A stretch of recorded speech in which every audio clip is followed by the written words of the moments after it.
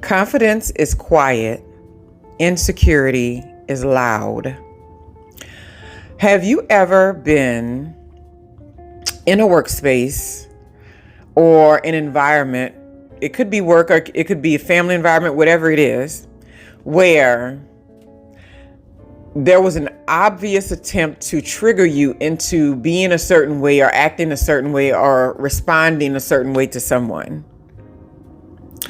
Hello, and welcome to my YouTube channel. My name is Jameelah, and I am a master manifester, and I'm sure you are too, because you're watching content like this. The name of this lovely channel is Holistic Manifesting, because I believe in a whole body, whole mind, and whole being experience when it comes to manifesting these amazing lives that we are choosing to live. What I'm discussing in this video is understanding that confidence is something that's very quiet in the way that it shows up in most spaces, and insecurity is very loud. If you notice in any arena or any arena or place that you frequent or any environments that you're a part of, whenever there's some type of chaos, if there's like, oh my God, okay, so I forgot about this. I took my daughters to this, I'll call it fancy restaurant, right? Because I just wanted them to experience, getting dressed up and doing the whole thing. And they had a good time. Funny enough, we were there in this restaurant and these, men in suits. And, very, buttoned up and, uptight kind of looking, and structured looking. All of a sudden, two of the men started physically fighting. Well, one of them aggressed and the other one kind of stood there. And I was like, is there a fight in this restaurant? This is interesting, because it is definitely not the environment. Well, they shut that down so quickly, right? And one of the family members or whoever they were with held one of the guys back, right? And I was like, that's so tacky. But the one who was sitting there in the chair, you can tell that was not something that he was wanting to get involved in. And the one who was saying a lot of stuff, like I heard him saying stuff, but I just thought they were having a good time and being loud and like, and he was like, I bet this and I bet that's not that. And I bet this and not that. And I was just like, whatever he's talking about is kind of loud. I can hear him from over here. And then that's when it turned into something else. And the other guy was sitting there like, oh, well, okay. Oh, well. And then the one who was loud, started doing the aggression. And I was like, well, this is interesting, right? And what I noticed in that moment was that the one who was sitting there was kind of like, okay, if that's what you believe, okay, if that's how you see it, okay. He seemed very, very confident. And I thought this before I even knew that there was going to be a physical altercation break out amongst these men. And I was thinking to myself how in that instant, it was very clear to see the contrast between someone who was very insecure about the way they were feeling and then someone who was very confident in themselves and who was like, hey, I don't have to put on a show. We don't have to do this right now. We don't even have to discuss this in this moment. And I was thinking to myself, what subject would I give a pass to that to?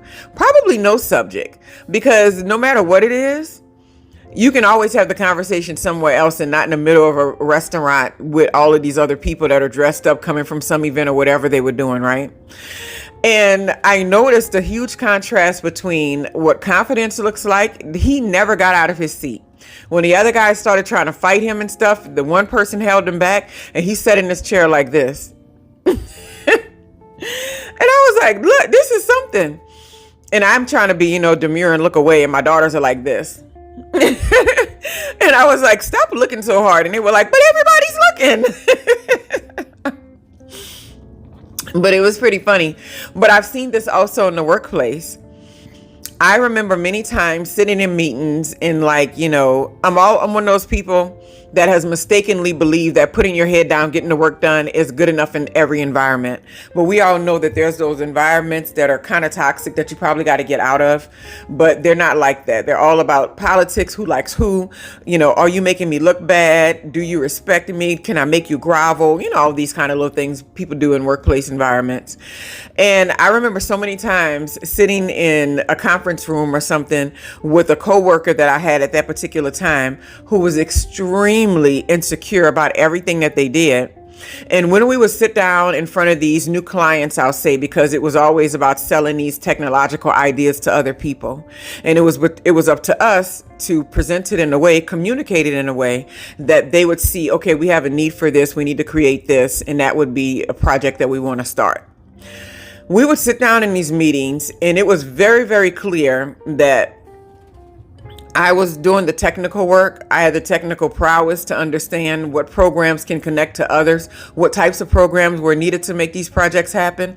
I had been in the college classroom so many times teaching that I understood how those courses played out over time, especially when they were short courses, long courses, what workshops need to look like. All this stuff is because this was the background.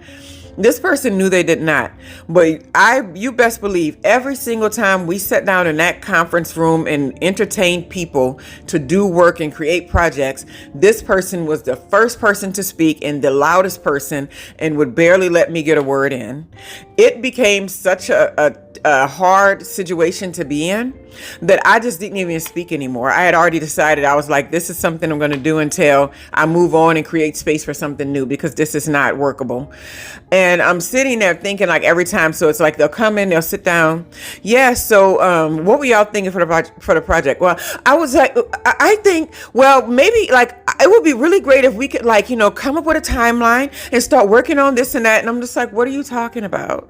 And I'm sitting there looking like, that's not really where this should start. We should start really by building relationship, by having a conversation, by, seeing what their experience is like already, instead of jumping into, we can do this and we can do that for you, cajoling, massaging the relationship a little bit before you start getting into what somebody's not doing or what they don't have. And I'm like, that's like the worst place to start, especially with people who believe that their work is super important. And it's not to say it's not, but that's what their mindset is. And so you can almost guess every single time it was pretty much a fail.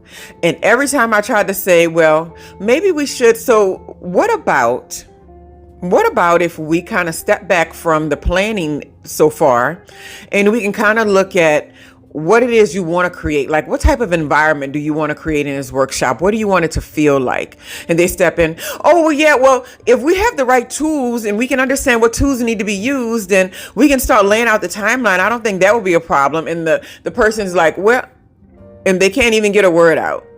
And they see this happening because people recognize when someone's extremely insecure and when someone else is very confident in what they're doing and what they know. And when that happens, you have to always keep in mind that it's not your job to regulate those types of environments. It's never your job to do that. Eventually, what happened for me is like, I just sat back. I sat back and let this person hang themselves in just about every meeting that we were in. And eventually, they were no longer doing what we were doing. And it wasn't even by their choice because there's no way to get around that. And so what I noticed is that because there was a certain level of confidence that I brought into the environment, that, I believed in what I understood, how it should work out and how it should play out, and was open to new suggestions and ideas, people can see that. That's what they want to work with. And I never got antsy about whether or not somebody was going to want to work with me. I was like, I feel like you see me and you see what's happening here. I have no control over it. So when this plays out, you can come catch up with me later if you want to work on something. And that's pretty much the kind of relationship that I had with several people in that environment. Like, they would only come through working with me. And I've even seen the person who had us doing special projects at one point, and she whispered to me one day when I was walking in the parking garage to my vehicle, "Thank you for getting that area straight." And I was like, I didn't even do anything. But the thing about it was that I was like, I didn't even say anything to myself. That's what I was thinking. But what I realized now is that your confidence in what you're doing and what you bring to environments speaks way louder than all of the little stories you can tell and all of the little conversations you can have here and there and all of the little moments of proving it, right? Because I fell into the trap when I first started working with this person. I used to be like, oh, wait, but wait, maybe we should. And I was like, well, I gotta show people that, I know what I'm talking about too. I gotta be able. Don't do it. And a prime example was some other work that I was doing in a corporate environment right after this. And it was almost like a test. And I started working with this beautiful young lady. I mean, she was great. You can't say, now this was the difference with her. She knew what she was doing. She knew everything about what she was doing. She knew the nooks and crannies of it, the nuts and bolts. She was not playing any games. And when I came in contact with her, I was like, oh, she's one of those. But at the same time, she was, well, I know I can do this. And I was like, oh, this is kind of similar. The difference is that she actually knows what she's doing. And this other guy, he didn't really know what he was doing. He was just talking. And it was so easy for me to sit there and let her shine all the time. Like, it took no effort. And the funny part about it is, the more and more I allowed her to be who she was, and like a project would come up, I'll do it. Because I was like, well, I didn't even get a chance to choose the project. And she said, I do it. The more and more I did that, people would save projects for me and was like, this is something you worked on before. And I know you like to do this kind of stuff. So I wanted to see if you wanted to get on this project. Like, I didn't even have to like jump in front or anything like that, or like say, well, I know how to do this too. It was never. And the more and more I did that, the more and more confident I felt in what I was doing. And the more and more I exuded it. The more and more I sat in those meetings, and it was clear that she was taking all the shine and all of the projects that were, the fun ones to do and all that before I could get a word in and all that. It was like, it was very clear. I was not triggered by it in any kind of way. And the more I sat there and I held my confidence and I didn't let it make me feel small or make me feel like waver in my energy and any kind of thing, the more the other people in the environment and the group respected me and respected what I brought to the table. Like, people look and they wait for you to be affected negatively by someone else's talent or someone else's skill set or someone else's like ability to do something at your level or even better, right? So when you're not budged by that, and when you kind of just hold your space and you still do what you need to do well, and you still show up like you're supposed to, and you work with the person and smile and talk and all this kind of stuff, people notice, because believe it or not, they're paying attention. And what happened along the way with that one was the most interesting part. Was someone came to me later and told me, it was a random conversation, not dealing with anything related to this young lady. And I was just like, oh, well, I wanted to collaborate with her on that. But I was like, she kind of works by herself most of the time. And she was like, who, that girl? She was like, she's so annoying. And I was like, Dad, you can't say that. That's not nice. But it made me realize that even when you're good at what you do, even when you know what you're doing, if you are insecure about it and you have to be upfront in everybody's face and always taking on everything and showing everybody what you are all the time, even when you are in that mindset, other people still won't like it, even if you do better work. I learned this through, trial and error, because, I've been in all of these places. So this is no judgment. And I was just like, but she's so good. I think she's better than me, to be honest with you. I think she's a better designer than what I can do.